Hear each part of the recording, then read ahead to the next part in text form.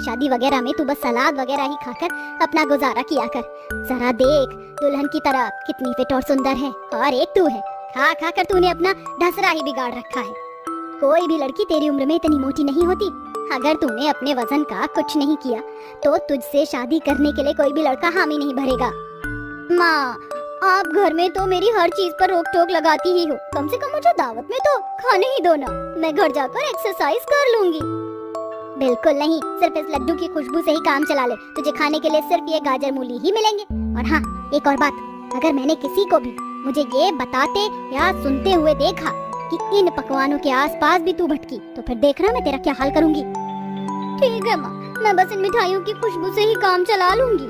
बेचारी तारा उदास हो गई। वो मोटी थी, जिसकी वजह से उसकी माँ उसे पतली करने के लिए उसके साथ इतनी सख्ती से बर्ताव करती थी। तारा की एक छोटी बहन भी थी, ऐश्वर्या। अरे ऐश्वर्या, तुम तो हमें कुछ खाती हुई दिखाई ही नहीं दे रही हो। ये लो रसगुल्ला खाओ। नहीं शुक्रिया, लेकिन मैं डाइटिंग पर हूँ। डाइटिंग? लेकिन तुम्हें डाइटिंग की क्या जरूरत है, कितनी तो पतली कमर है तुम्हारी। फिर भी ये इतनी शुगर वगैरह मेरी डिक्शनरी में नहीं है। ऐश्वर्या ऐसे बोलती हुई उस लड़की के पास से चली आई। तारा और ऐश्वर्या में जमीन आसमान का अंतर था। एक तरफ ऐश्वर्या थी जो बहुत ही पतली दुबली नाजुक सी लड़की थी, और दूसरी तरफ थी तारा जो ऐश्वर्या से बिल्कुल अलग थी। अरे अरे देखो, ये दोनों बहनें हैं क्या? सच में? अरे एक तो कमसिन कली है और दूसरी भैंस। या कहीं एक फूल है तो दूसरी सांड। ऐश्वर्या चल, यहाँ से चलते हैं। देखिए औरतें मेरा मजाक बना रही हैं। दीदी अब इसमें इन औरतों की क्या खता है? जब आप गधी की तरह खाओगी तो हाथी की तरह ही फूलोगी ना, और जब आप ऐसी दिखाई दोगी तो सभी आपका मजाक ही बनाएंगे ना। तू भी ऐश्वर्या? मैं सही ही बोल रही हूँ दीदी, अभी भी समय है, आप भी अपना वजन घटा लो, वरना अभी तो दुनिया ताने दे रही है, कल को आपके ससुराल में भी आपको कोई प्यार नहीं देगा। ऐश्वर्या की बात सुनकर बेचारी तारा हक्का बक्का रह गई। ऐश्वर्या को अपने ऊपर गुरूर था क्योंकि उसके पास एक बहुत ही अच्छा फिगर था, लेकिन बेचारी तारा अपने मोटापे की वजह से परेशान रहती थी। अब दोनों ही बहनें जवान हो चुकी थी, इसीलिए उनके माँ बाप को उनकी शादी की भी चिंता रहती थी। ऐश्वर्या के लिए तो दिनेश को एक बड़े घराने का रिश्ता मिल गया था, लेकिन तारा के लिए किसी भी बड़े घर का रिश्ता नहीं मिल पाया, और एक गरीब सा घराना देखकर ही दिनेश ने तारा का रिश्ता उस घर के बेटे से पक्का कर दिया। देखते ही देखते समय बीत गया और दोनों ही बहनों की शादी हो गई, और वो दोनों ही अपना मायका छोड़कर ससुराल आ गई। अरे नहीं, मेरे ससुराल वाले मेरे मायके की तरह अमीर नहीं, यहाँ तो सरकारी राशन से ही पूरे महीने का गुजारा होता है। मुझे अपनी रोटी की खुराक को घटाना होगा। आज से मैं 3 नहीं सिर्फ 1 ही रोटी खाऊंगी, ताकि मेरे घर में मेरी वजह से खाने को लेकर कोई किल्लत ना हो। तारा ने अपने ससुराल में अपनी सास, ननद और पति के लिए 3-3 रोटियां बना ली, और अपने लिए वो सिर्फ 1 ही रोटी बनाकर सबसे अलग अपना खाना लेकर बैठ गई। अरे नील बेटा, ये बहू कहाँ गई? हमारे साथ खाना क्यों नहीं खा रही है? पता नहीं माँ, शायद उसे शर्म आ रही है। आप दोनों यहीं रहिए, आज मैं तारा के साथ खाना खा लूंगा। नील अपने हिस्से की रोटी और सब्जी लेकर कमरे में तारा के पास ही चला गया, जहाँ नील को देखकर तारा ने अपनी रोटी को दुबका दिया। क्या छिपा रही हो? कुछ नहीं। मैं सब कुछ जानता हूँ। तारा, तुमने अपने लिए सिर्फ 1 रोटी क्यों ली है? वो मुझे तुमसे कुछ नहीं सुनना है। आओ मेरे पास आओ, आओ अभी। जी? जमाने को बोलने दो, वो जो भी बोलते हैं। तुम्हें उनकी बातों की चिंता करने की जरूरत नहीं है। अरे लोगों का तो काम ही है बोलने का। तुम्हें ऐसे कम खाने और राशन वगैरह के बारे में सोचने की जरूरत नहीं है, क्योंकि दुनिया चाहे कुछ भी बोले, तुम्हारा पति हमेशा तुम्हारे साथ है। चलो अब जल्दी से मुंह खोलो मेरे गोलू मोलू। हम भी ना नील जी। अरे गोल्टू, तुम कितने क्यूट हो।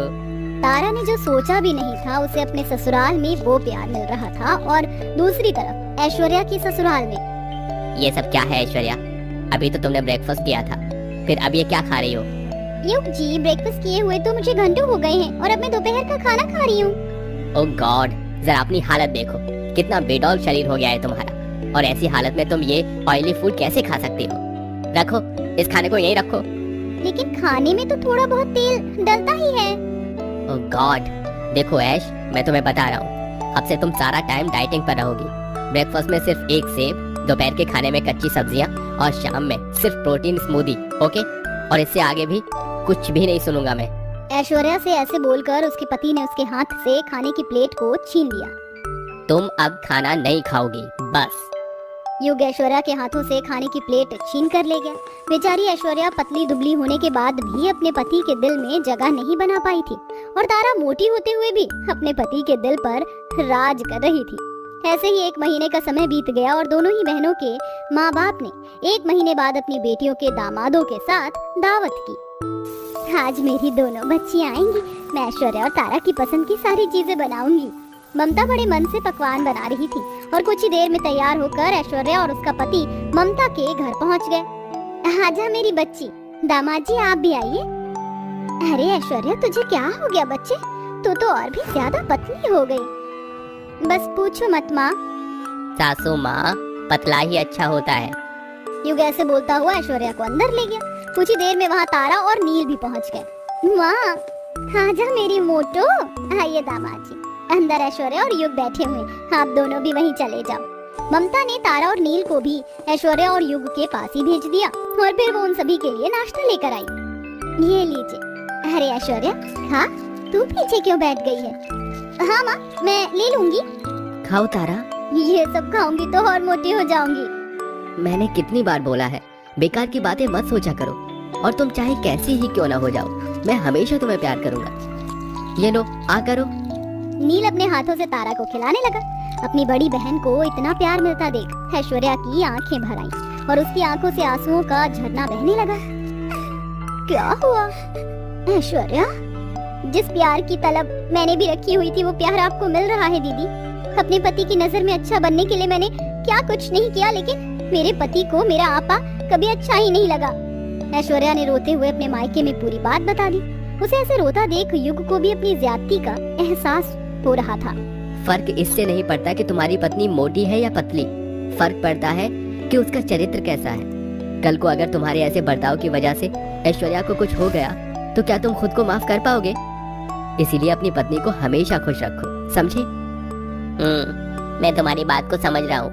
अब मैं ऐश्वर्या के खाने पीने पर कभी भी रोक नहीं लगाऊंगा और उसे हमेशा खुश रखूंगा। ऐश्वर्या मुझे माफ कर दो। ऐसे बात नहीं बनेगी। आज तुम अपनी पत्नी को अपने हाथों से खाना खिलाना, तब हम मानेंगे। क्यों नहीं, ये लो ऐश्वर्या, और आई एम सॉरी। कोई बात नहीं। नील की बातों ने युग की आंखें खोल दी। उस दिन के बाद से युग ने कभी ऐश्वर्या के खाने पीने पर रोक टोक नहीं लगाई। उसने उस दिन भी ऐश्वर्या को अपने हाथों से सारी चीजें खिलाई और दोनों पति पत्नी खुशी खुशी रहने लगे।